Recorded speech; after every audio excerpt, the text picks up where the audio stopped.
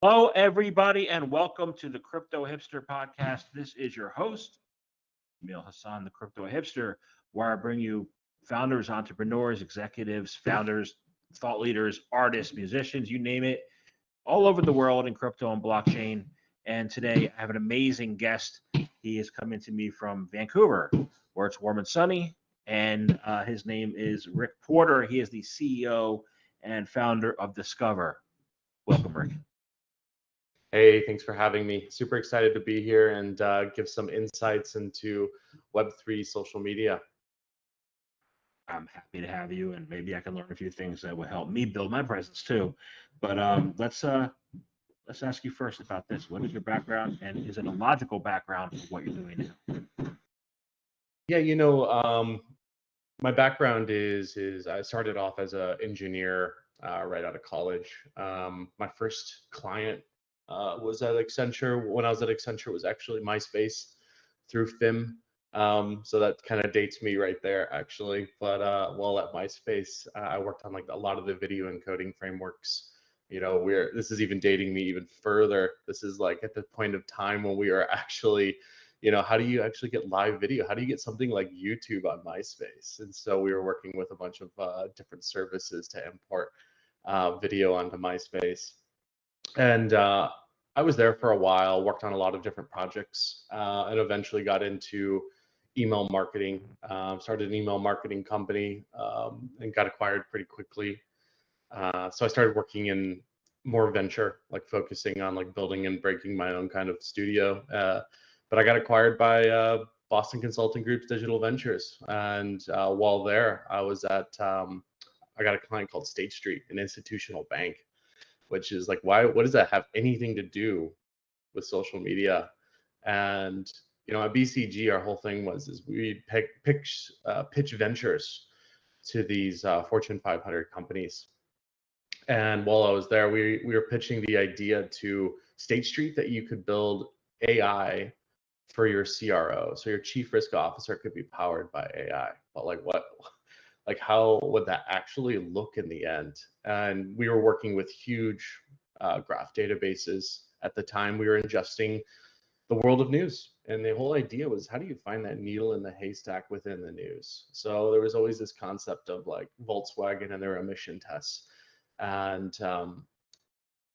apparently a report came out 6 months before everyone really found out in a small town. So how would you find that news before it actually hit mainstream news? So we started building these graph databases that would traverse the world of news and cross-reference it with your portfolio. But at the end of the day, what did it look like to the CRO? And it actually kind of looked like Reddit.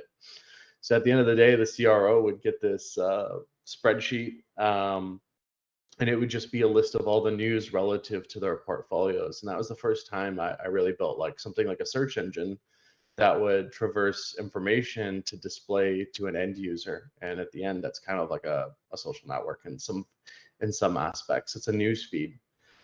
So after BCG, at BCG, I got into blockchain, and then just started marrying the two concepts of like, how do you actually build highly scalable technology, but how do you marry it with decentralized technology? And this is 2017. And everyone was hyped up on Ethereum at the time. I mean, Ethereum is still super popular, but like we started exploring different projects, like how feasible is putting entire enterprise applications on top of the Ethereum blockchain. And in 2017, everyone was very exploratory. Everyone was working with smart contracts to kind of figure out what kind of enterprise level or grade smart contracts can you create. And so my client was a company called De Beers, and De Beers is a diamond company, and they wanted to trace all their diamonds on the Ethereum blockchain. So I moved my team to London, and we were tracing diamonds from that time they left the mines in Botswana to the time they hit the cutters and polishers on various parts of the world, and to the time they hit the markets within Antwerp or in London. And we were able to trace that diamond all the way using the blockchain, right? Using an ensemble of Ethereum smart contracts and a technology called Intel SGX, which is like these secure compute enclaves. So information is processed within complete privacy. But like we kept hitting these hurdles where it's like the classic hurdle, like how much information can you actually store on chain, right? This is like a complete supply chain that we were trying to create traceability around. And this is when I actually got in contact with like Dominic Williams from Internet Computer. And they were building something that could feasibly do this on chain. And so I spent many years within blockchain trying to build enterprise applications and building some enterprise applications. I ended up going to Google for a bit. And while at Google, I was like, I just can't stop thinking about like all the technology I spent, all that time I spent building on decentralized protocols. And I started designing a social network. And it was the whole concept was is like, what would Reddit look like? It wasn't the idea of like, hey, I'm gonna go build a whole social network. It was just like, can we feasibly put something like a message board on completely on blockchain? And of course, come up with that super MVP. MVP was terrible, but that came up with that super MVP, launched it, and people just started using it. Like people started posting. It's out of curiosity. Like, what would this feel like? What is this? What does the interactions feel like? And sometimes I think the current form is Discover is really just a million bug fixes from that original MVP to what it is now, where it's like people are like, "Hey, this is broken. Okay, we'll fix it." I want to have this feature. Okay, let's add that feature. I'm facing these problems. Okay, let's see how we can fix that. And over time, Discover is what it is now. We're over 195,000 users. Um, you know, 10,000 daily active users and millions of posts and comments and upvotes. And so it's been a pretty interesting period. But like now we're way more social-fi than we originally launched. We've got the airdrops and things like that, NFT gating and such. But, all that time I spent building decentralized technology and experimenting with social platforms has led me to the moment of creating Discover. And I think it's been a very interesting journey. I checked out the platform a little bit. There was a huge mix. There was some conversations about gaming and DeFi, and there were also conversations about March Madness. So, I wanted to find out what have been some of the successes that you've recognized and realized from all your hard work and what you've learned along the way. Yeah, we went into this without a lot of opinions on how the users would engage with the platform. And we've kind of just taken the user's lead on like what are the things that they want to engage with. Early days, it was very much like NFT projects looking for some sort of proof of humanity or some sort of identities. We have a social network and we're able to run analytics on the platform to determine, who the real users are and how are they engaging and who are the most engaged users. So those are users who would receive airdrops. And these are mostly collections dropping 1% of their collection to try to get some liquidity and get some users to hold their NFT and get some recognition for it. So you started seeing communities build around these collections, and lots of airdrops have happened since. I can't even count 50 to 100 at this point. And the whole system's automated now. We don't even know that when the airdrops are happening. It just sometimes I log in and I'm like, oh, someone's talking about an airdrop that's happened on Discover. That's the beauty of blockchain. They're open databases. That's one way to look at it. So anybody can drop to anybody on the platform and you have a wallet, which is on the your user is a wallet, so they just drop it to the user and the user automatically gets these NFTs. But you start seeing small communities form over time where people are like, investigating NFT collections and whether they're rug pulls or not. And you see these communities start forming. And then you start seeing things like the March Madness community where they're just really enthusiastic about what is happening and they're putting brackets together and kind of collaborating. So you're starting to see a wider range. And then Web3 gaming or GameFi, all the different words that you could define it, that's huge within inside of the community. And it's just become a point of, hey, I'm working on this project. I want to get some sort of recognition for it. And really, social media is distribution at the end of the day. So they're seeking distribution for their project, getting some eyeballs to it. So we're seeing a lot more projects who are like, hey, I want to notify community. I want to build a community around my project and continue to curate it so I can have that point of contact with them through something that's purely Web3. And there's a lot of alternatives, right? You've got Discord, Telegram, but people who are seeking really native Web3 environments where the user they're interacting with is already a wallet, right? Every user is just literally a wallet. So why don't you just port them into your game through a decentralized social platform like Discover? That's great. I don't want to talk too much about the March Madness because I've been doing pools since 1985, and I've never gotten the winner. So, you know, I'm in a really bad losing streak. But let's talk about why it's important to give social media control, right? Back to the user instead of living in the surveillance state of TikTok or Instagram or the profit state of Google on YouTube. Yeah, it's I mean, it's really ownership is one way to look at it too. Like when you're creating content for social media platforms, it's like who is the owner of that content? And most likely by the time you've signed up for TikTok or Instagram, you've clicked some sort of end user license agreement to give all the content that you've uploaded to the platform itself. And is that really that great for the creators? I mean, the trade-off is distribution, right? Like right now, that game is they can get millions of eyeballs on your content right away. And I think for decentralized social, it's like, well, let's kind of flip the script and push this forward where if I'm creating content, it's owned by my public and private key, which is owned by my user, which is owned by me and controlled by me. And then I have the decision of what that content does, and I have the decision where I can take that content. And I think very future thinking, it all comes down to like the social graph. Like if all the social networks and all the decentralized social networks were connected through some sort of fabric, and how would they use that social fabric to uh, move their content between platforms? So if I disagree with the direction of a platform, I can move my content to a different platform and see what kind of impact or changes that platform has made. And that's where you can kind of vote with your content. Like I'm driving a decision because I'm no longer using this platform. And it's very mobile approach.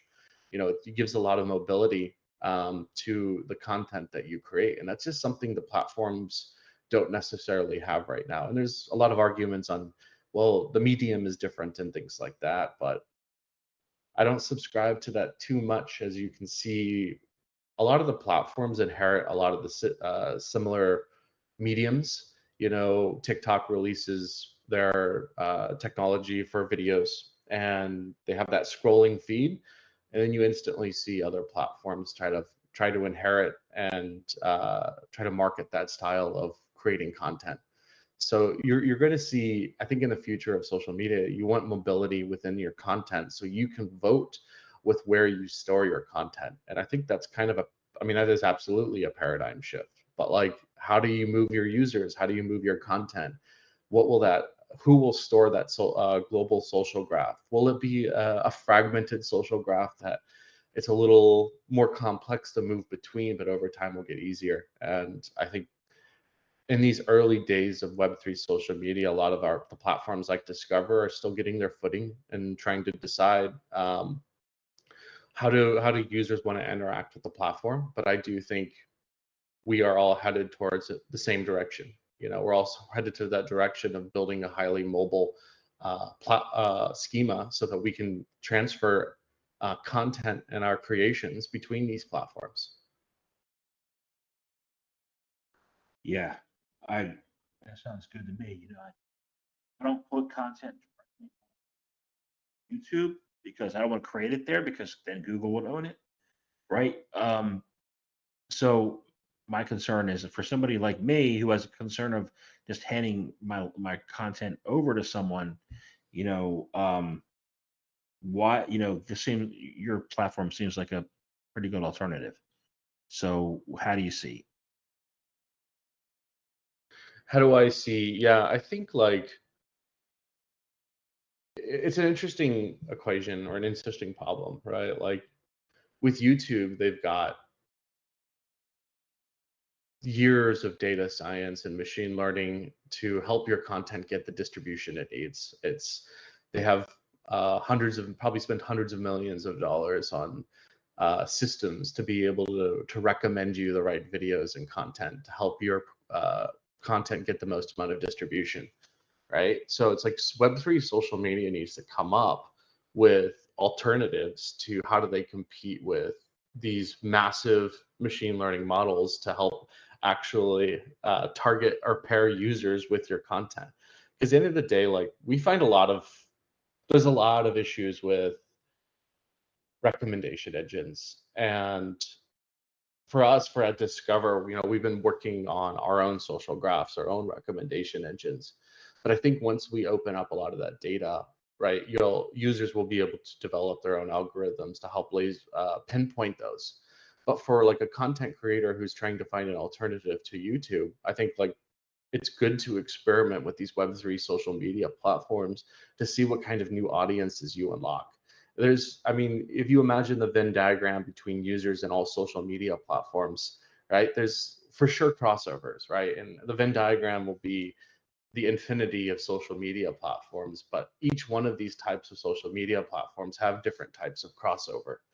And I think this is just unlocking new types of audiences and new audiences for your content, which to me is going to be enticing to a user, a new content creator who's trying to get a new audience for their platform. And we've seen this repeatedly through history, right? Like a lot of the OG Twitch streamers became who, like before Twitch streaming for gaming, like there weren't a lot of choices, but now they've started using the platform, engaging with something new, and they've grown these incredible audiences. Same thing with TikTok or any new social media platform. It's just it's a new medium to unlock new audiences for your content. And I think we'll see a lot of Web3 social media and new types of Web3 social media influencers, which we're already seeing come out of the woodwork. Yeah, so that's interesting because you talk about unlocking potential, and I'm sure there are overall current macro trends, right, that are driving that potential. What are those, in addition to unlocking, what are some of the additional macro trends in social media and decentralized social? Yeah, so high level it's NFT collections, but like how do they actually get to those NFT collections is a really interesting path. Strictly from a discover perspective, right? We see people who come onto the platform, they want to engage with the users. Their whole intention is not to launch an NFT collection. Their whole intention is really not to tokenize themselves. Their intention is to engage with the platform and engage with the users and create content that they like. And to me, I really like this organic approach. I mean, there's without a doubt, there's people who come to the platform like, hey, I'm going to launch an NFT collection and here's my collection. Well, are you guys interested in it? Let me create a community around it and grow it. But to me, the really interesting trend is that really organic user who comes to the platform with the intention of creating content. Well, over time, they're creating their own UGC, user generated content that's unique. And over time and through many posts and comments, they've created enough content to actually launch their own NFT collection based off that content. And so they have a certain style to how they actually present themselves and a style to the types of posts that they're creating, which let's say they're memes or technical articles, right? And so then they create a collection that kind of resembles the content that they've been creating. So if they've been creating memes, maybe the NFT collection they've been creating is, fun, exciting, full of memes, jokes, puns. I don't know, like maybe taking a jab at Web3 social media itself, or even Web3 itself. But we've also seen the flip side where people have been creating like a detectives group, and it was called ICP Detectives. And over time, they were just investigating rug pulls, and really analyzing wallets. But then that actually turned into, so this intention was just organic. It wasn't, I'm going to go launch an NFT collection. I'm going to go do this. The whole intention was to do something exciting for the community. But as this group grew, they started developing types of technology around it. Well, they need to fund the development of this. So like, how do they pair a Web3 social media platform with the development of this technology to help investigate these rug pulls? And they ended up launching an NFT collection that would be a pass to use the technology itself. And the NFT collection was technical. It had very cool visual effects, and it really resembled the dashboard that they were building to investigate these collections or investigate transactions on the blockchain. So it's like there's many types of approaches like this, but there's just no one size fits all. But what's more important is a lot of these started off organically. They started off with the intention of creating value within the Web3 social media platform before trying to create value for themselves through an NFT collection. Do you know what lessons they learned about the exploring the rug pulls that people can, use as a guide? What was that? I said, do you know what the results were of what they discovered Oh. with the rug pulls research, so that people can use that as a guide? Yeah, it was actually pretty interesting. They were able to identify like circular trading or wash trading, right? They were able to identify like market manipulations. They were able to identify people who are like stacking up collections under a bunch of sock puppet accounts, and they were able to inform the community early about these things happening before anybody actually got hurt, which is like super important. But like as this technology grows, like now that they have, and everyone on my protocol like very well aware of them, finds them very valuable, is always checking out the dashboard. But as time progresses and as they get more users, as they create more value, the technology will only get better. And like you could argue in a couple of years from now, from that like very origin story of trying to create something organic and real, they've created an entire organization around this concept. And like, to me, that in itself is a success of Web3 social media right there, right? It's very organic, it's very real, and now it's actually providing real value, protecting the users. Now, can their tool, analyze themselves? It's a good question. I don't know. I remember last year I did this manually, and I won't name names of projects on OpenSea, but I saw like there was a bid for like 1 ETH, then the next bid was 2, then it jumped to 40, then it jumped to 100, and I looked at the 40 and the 100, and they were like bots. So that was computerized watch trading in some degree, right? So yeah, so I'm taking that construct, right, what people are learning, and the role of social media and solving major problems. And the major problems we have in the U.S. this week were some banks, Silicon Valley Bank, Silvergate. There's another one, I forget the name off the top of my head, but how can decentralized social help solve those major problems that are going on in the society and economy?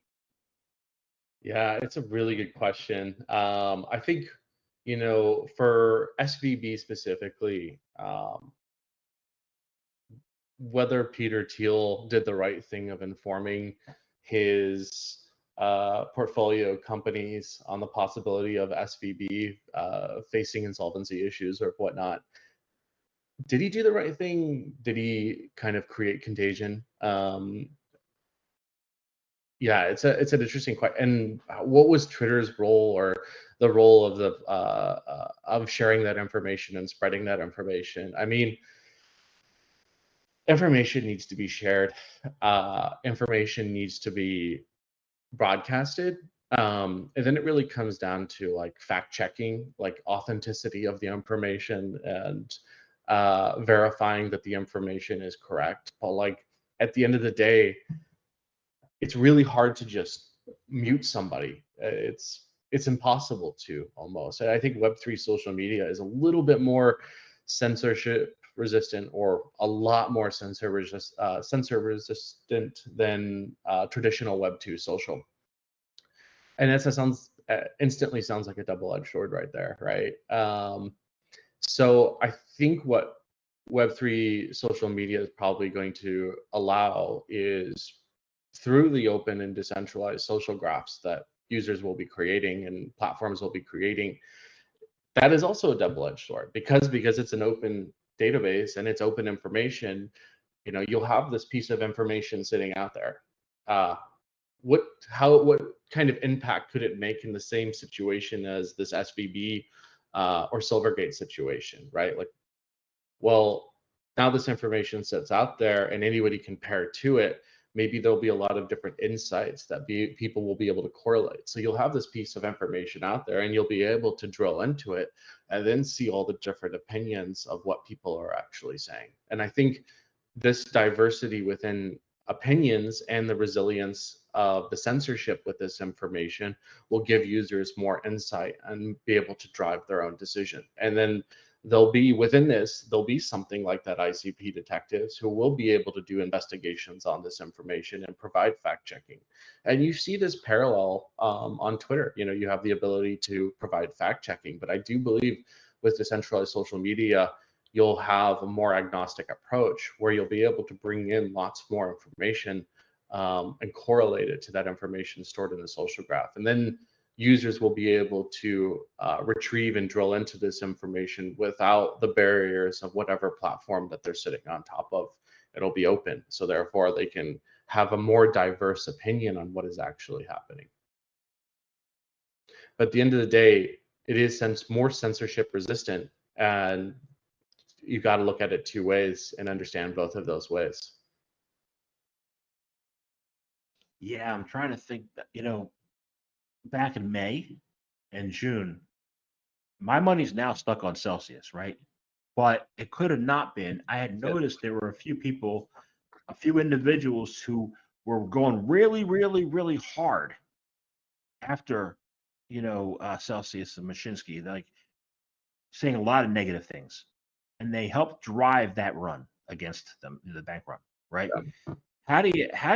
Can you use Web3 to segregate and track the actions of malice on these platforms? They say, hey, those conversations were deleted on Twitter, but hey, on Web3, they're the blockchain, they're there forever. How can you use that as a public good? Yeah. What are your thoughts? Damn, that's a really good question and a hugely debated topic. So it's provenance, the history of something, and how will Web3 social media treat provenance? And an example is, let's go to the Celsius. Someone tweets something, and they were completely wrong, completely right. Doesn't matter. They decided to delete that information, and the history of that information is lost. In theory, someone could have screenshotted it or shared it, had some sort of record of it, but in reality, the authentic piece, the unique piece that was created, the original comment was deleted, and the history of it therefore is now fragmented and incomplete. Records are incomplete. So it's a big topic. Should everything in Web3 social media be permanent, right? Is that progression or is that regression, right? Are we progressing by making everything you say online permanent? And if you don't, who are you protecting? And so I actually was presented with this question within Discover itself. And an example someone was using in this argument was, well, when I was 14 or 13 years old and using the internet, I was an idiot. So and I think, a lot of us were. I definitely was. But if I would have to live the rest of my life with the history of everything I've said, is that progression or is that regression? And do I have the right, and this is not a GDPR comment, but it sounds like one, do I have the right to be forgotten? Does my content have the right to be forgotten?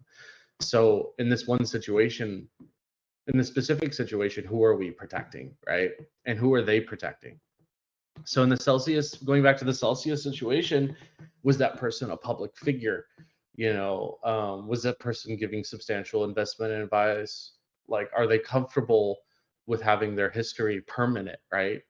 And maybe that's just a different way of looking at social media, where you possibly have types of users who have flagged themselves as being on public record when they're saying something, and that becomes part of permanent record. And then maybe you have users who live in the anonymous, and maybe, and like maybe, but maybe this person who is living an anonymous life, their content is ranked differently from users, or their content is um, has different styles of fact checking. So it's like there's got to be this differential, or this way of defining content that is part of permanent record, or that is not part of permanent record, and then the users has to be transparent. So if someone's not going on permanent record on making a statement, then maybe that's a maybe that information needs to be taken differently, right? They're not willing to live by that statement. But it's, again, like in Web3 social media, we present a lot of new paradigms to how social media will be constructed and how our social graphs will work. But there's a lot of double-edged swords to every angle that we take, and we've got to figure out how do we dull out those sides. I agree. Lot to be discussed, but there's also like one thing I love to do is I love to shit post. Right? It's just fun, you know. It's part of being in the crypto community. Actually, I consider it that way. It is. Yeah, but there's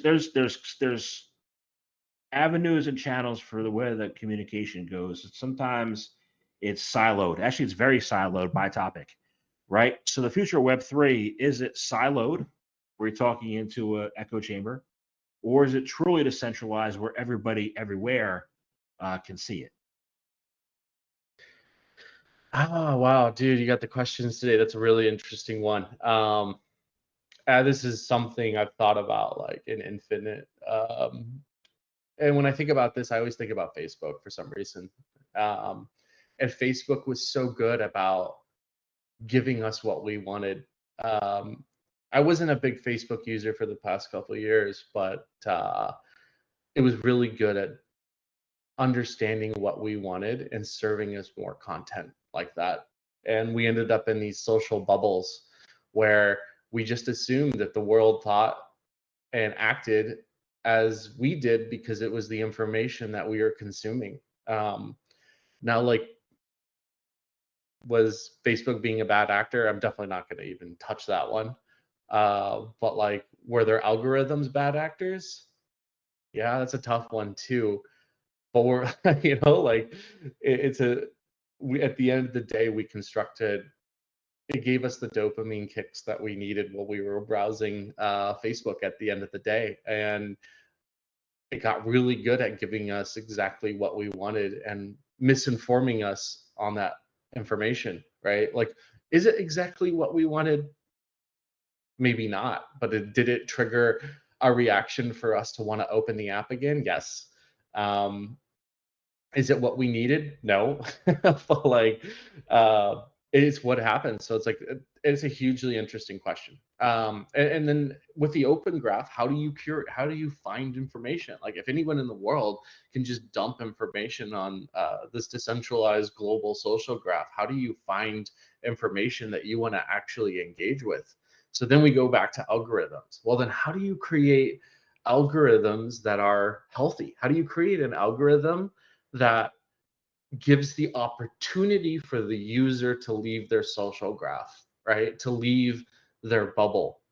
And how do you designate that this is a healthy algorithm? Like, how do you get a peer review in place? And I think we have a lot of, for Discover specifically, we are going to definitely take a stab right into that one. One of the techniques that we're going to approach this with is maybe you design your own algorithm. You know how maybe we give you a couple buttons, a couple sliders, and at the end of the day, how close to you do you want to be, or how far out do you want to be? And this is an example with, like, you see this in AI generative art, right? When you're using AI generative art, you're like, how close of the prompt do you want to be? Do you want to be right on the nose, or do you want to go fucking wild with it? And I think that's the kind of approach that we might see with decentralized social media. That's the approach Discover wants to take, is we want to see, and it'd be really interesting at the end of the day with people who choose to share their settings. Not everyone has to share their settings, but like, what gets the most engagement? Is it the people who are closest to the prompt, or the people who are halfway away from their prompt, or people who have just gone out into to Wonderland and trying to see what is all out there? But I do think it's like, we've got to allow the users to at least be able to open the door. And that's how I see it. Like, if you're in the bubble, maybe people want the bubble. Maybe the bubble is super comfortable, but can we at least give them a door to leave their bubble, a way to be able to peer on the outside of what they're being served? And I think that's going to be really interesting. It'd be really interesting to see who opens that door and who peers on the outside. But if you have no ability to look on the outside, then there is no looking on the outside. There is no window. You're just stuck in your environment. So much more to say about this, but yeah, it's without a doubt a huge subject. It's like, people need, they want to get the content, they want to read it, they don't want to click a lot of buttons, they want to open it up. It's got to be stupid simple. So how do you give them that ability to just simply browse the social graph without having them to do a ton of work? Because let's be real, who's got enough time to customize their own algorithm? How many people have the capabilities to customize their own algorithm? We want to load up TikTok and we want to scroll through our feed and let it serve us what we like. And it's just the human condition, right? More to say, but yeah. I went on Facebook yesterday, and the first 100 posts, maybe not, maybe 50, so were not, none of my friends' posts. They were all ads. I was like, where are my friends at? You know, so I'd love to see that cleaned up. That'd be great. They're ads now. All your friends become ads. All my friends are marketing advertisements. Yep. So anyway, yeah, I want to thank you. Maybe I'll have you back to talk about that second part, in detail.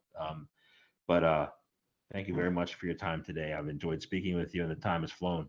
So I do have one final question, and it's this: how can people find out more information about you, about Discover, about joining your platform, about getting involved in the community? How can they do any of that? No, first of all, great questions. Really enjoyed being here. Like, you definitely have done some research on Web3 social media, so it's great to hear these. And so if you want to learn about Discover, it's DSCVR.one. So discover.one, no vowels. Check it out. There's a bunch of readmes on the site, information that you consume. Create a post, ask some questions. Users are really engaging. They have a lot of fun with it. Very welcoming to new users. And there's a lot out there. So come on and join, and we'll hopefully open up the eyes of Web3 social media. The coolest part about Discover, it doesn't require a wallet to sign up. By the time you've actually signed up, it's giving you a wallet that you're in custody of, and you may not need a seed phrase to recover it. So it's very simple, very easy way to get into Web3. Awesome. Thank you very much for your time today. Thank you.